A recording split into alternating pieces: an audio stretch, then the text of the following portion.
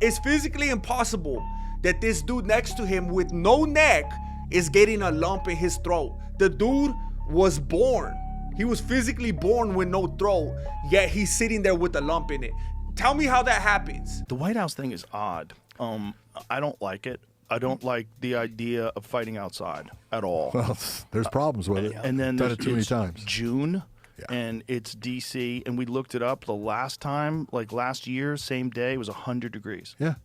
Oh, That's yeah. hot as. You add the lights. Oh, yeah. Yeah, the lights. You add the lights. Yeah, that attracts bugs. They were talking about maybe using fans. Is that enough? No, it's not You enough. got bug strips everywhere. What are you gonna do?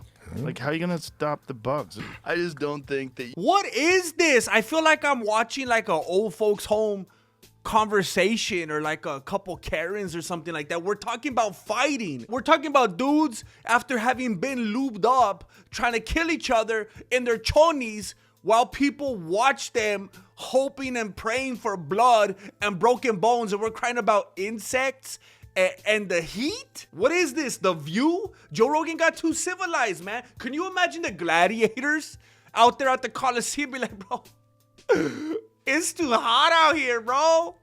It's too hot. I left my sunscreen. In the carriage. The bugs, it's insane, man. I'm pretty sure that lion that I'm about to wrestle, I'm pretty sure that lion has fleas. It's all dusty and dirty out here. Look at my new chanclas. And I got, you know, like when you get the dirt, like all wedged in into your toenails, I got dirt in my toenails, bro. I'm just finding out about this. I didn't know that Joe Rogan was one of the White House deniers. What do you want him to do, Joe?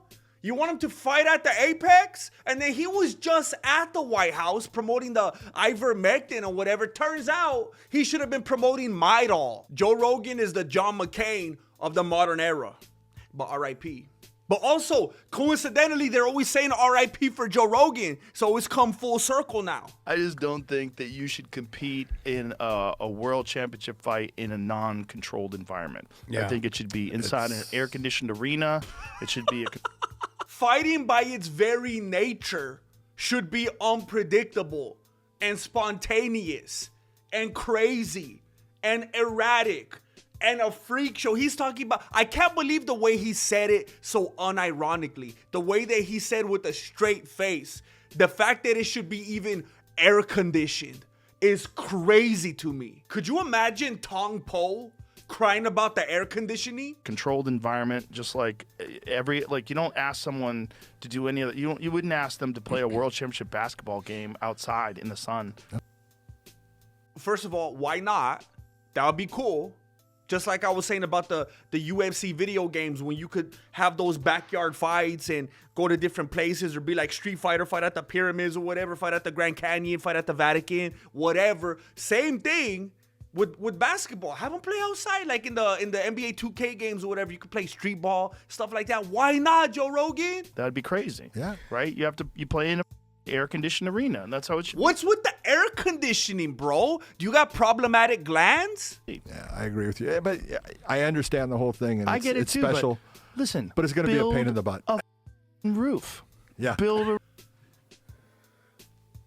Bro, if you're gonna build a roof, why even do it? That's like saying, hey, let's go fight on the moon. That'd be crazy if we fought on the moon, right? Wow. Okay, here's the thing. We're at the moon now, right? Now let's build a whole building, and basically like the schematics and everything of the Apex, build all the walls, the ceiling. Basically, let's make a place so that you can't even tower at the moon, right? roof. Like, you've got all the money in the Even world. like, I don't even think that Big John McCarthy believes what Joe Rogan say. Look at how he say that. Yeah, like, yeah, sure, anything you say, bro. Look at him, like, in roof. Yeah. Build a roof. look at that. Like, What kind of face is that? Got all the money in the world, right? You're doing this. You want to do this for It's not America? my money. It's 4,000 seats. You build a 4,000 seat arena. That would ruin it. That would dilute it. That would water it down. You want to be able to see what's going on, bro. Why is he saying this? How big is it? Get a barn dominium. Put it in there. We have to remember that Joe Rogan is the one that wanted to have that podcast set up like if he was in a UFO when he moved to Texas, and then everybody torched him for it. Somebody as stubborn and hard-headed as Joe Rogan, he got so torched that it actually forced him to change it. I don't think this is the dude that we should be listening to for design. Joe Rogan, you're overthinking it, bro. Don't overthink it. Just have Jamie put it into Perplexity. Put it into the sponsor, Perplexity, and see what it says. Ilia Topuria's wife, Giorgina Uzcategui, says people online threatened to kill her after Joe Rogan fell for fake AI images of her with another. Yeah, sure, fake AI. It sounds like it wasn't me. And then they caught me with my brother. It wasn't me. I told them that it was AI. It wasn't me. Sure, we heard that before. Group of people wanted to change the narrative, even using a picture of my brother and trying to portray an image of me that does not exist. This caused a lot of harassment, hate, and even people threatening to kill me and my daughter. You know how I know that she's a big, fat, phony liar? And I'm not saying I like Ilia. I think he's a big phony as well. The fact that she specifically said that they were threatening to kill her and her daughter. The way that she chose to frame that. Now, look, if there were people threatening to kill her, I would understand that. But I don't think anybody would threaten to kill her and the daughter. I think they would be, if anything, they'd be psycho enough to be threatening to kill her and the kids, right? I'm gonna get you and your kids, right? She decided to exclude the boy. She's probably like, that's not my son.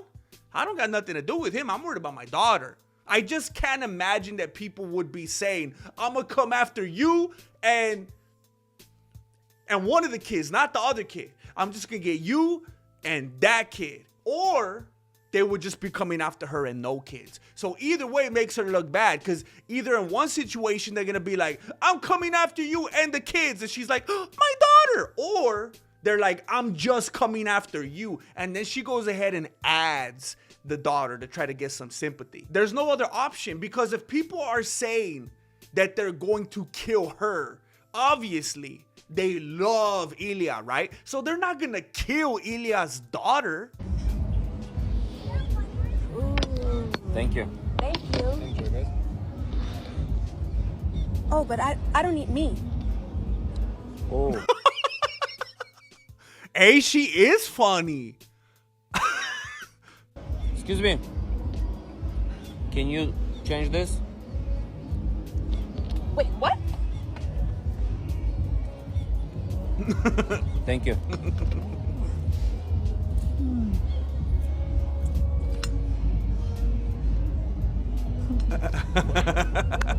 She's like, what am I supposed to do now? Hang out with my husband? You know what would be a really funny arc? If this chick was Tsarukyan's wife. That would be funny. Hey, but for real, anyway, like, I know, Arman, that you're already on a date on camera with a lady that's not even your lady. Or basically because, you know, that was my idea, that the second lady was your lady. It's probably not. So I know that you're already making these types of decisions and that you're having multiple dates on camera with ladies that aren't your lady. So you're probably not going to take my advice. But I would say if you're on a date, like first date type of stuff, you're trying to get to know each other, and she don't eat meat, that's like the biggest red flag. If she's virtue signaling with her food, if she's having to use her food, if she's virtue signaling with inanimate objects, imagine with you in other circumstances, bro. Run. But again, I have to remember that she's married and you're married and this chick's probably married. The only single person in there's probably the dude with the towel. And he kind of looks like he's probably trying to get at Nina's husband. TJ Dillashaw claims that Khamzat Chimaev had to cut only 16 pounds on fight week, which is almost the same amount as TJ used to cut. Chimaev was only 16 pounds above the limit entering fight week. That's nothing. I used to come in 15 pounds over as a bantamweight, and I always made weight. It all comes down to proper water loading. If I drank the amount I was supposed to, all that was left was flushing the water out and the weight would be made. They didn't have that. Dang, why is he talking papas on this dude that, like, they're supposed to be homies now? They got that same home base at the Jackson. Why is he trying to start beef, man? He's bringing some of that team alpha male stuff into here. Team beta male stuff going on right here. That's what it looks like to me. Beta! The only thing that makes any sense whatsoever is if they're like in cahoots together. And Dillashaw is trying to really ride that weight loss, like that bad weight loss narrative, so that it could look like it has nothing to do with technique or skill. It was only about a bad weight cut. And if that's not what he's doing, and he's just being a punk, then he better watch out. Because Khamzat, if he decides to come back to that gym when Dillashaw is there, Khamzat is gonna like act real intimidating and talk a bunch of smack and be like, yeah, and do all that crazy stuff. And like train a bunch and sweat and, you know, do the ladder machine and all that. And then when it's go time, just completely fall flat and let everybody down. And do nothing.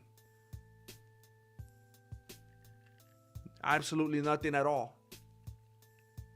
So this post right here has a lot more information. I'll just give you some key points. Apparently, TJ Dillashaw was told that Chimaev was vomiting some green bile and was close to death, and that he only drank about a fourth of the amount of water that he was supposed to. And apparently, Sam Calavera is wiping his hands clean and saying they didn't let me have nothing to do with that part. They left me out of it. They left me in the dark. And they're supposedly the same dude that was helping Arman Tsarukyan when he started having those back spasms and problems and stuff like that and had to back out is the same dude that was helping Chimaev in this situation. So he's just not the dude that they want to be working with. And apparently at one point Chimaev was saying, that's it, I can't do this, I'm gonna die.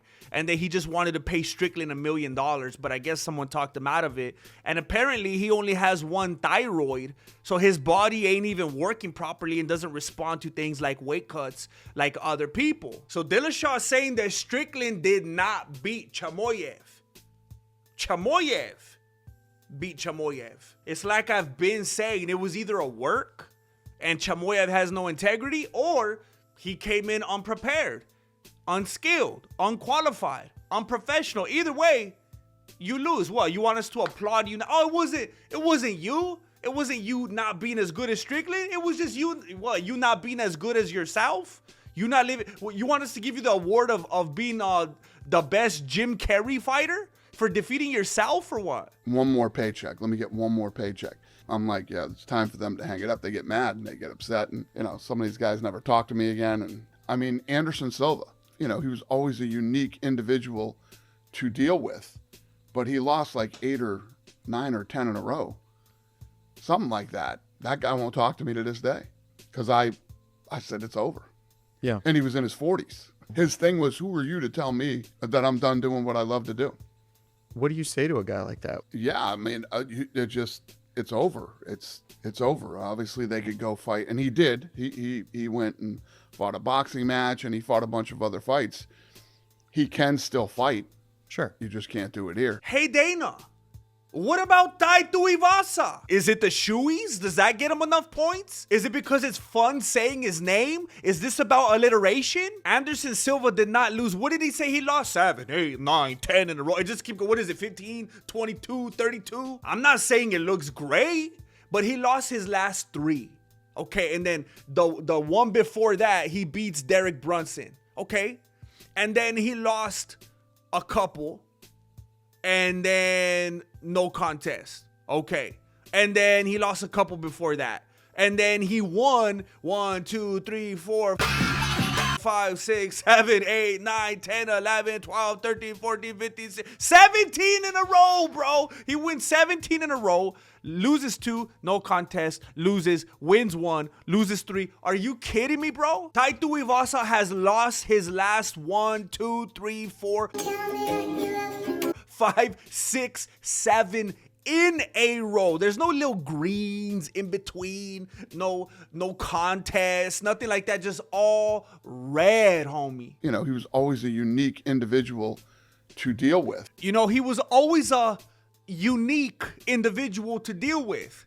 Dana doesn't want to deal with people that are going to push back. I'm surprised he's not saying that Anderson Silva was pulling a Francis Ngannou and was choking him at the apex conveniently in a place, Epstein style, where there was no cameras whatsoever. And now he's trying to disrespect the GOAT, Khabib Nurmagomedov, saying it was all about that paper and everybody knows what it was really about. That's disrespectful, Dana. But he has to discredit the people that are no longer active or that he doesn't want to work with, because it does him no good to compliment and to make those people look good. He needs the active, current people to look good to keep bringing in that paper. All right, question for RayJ.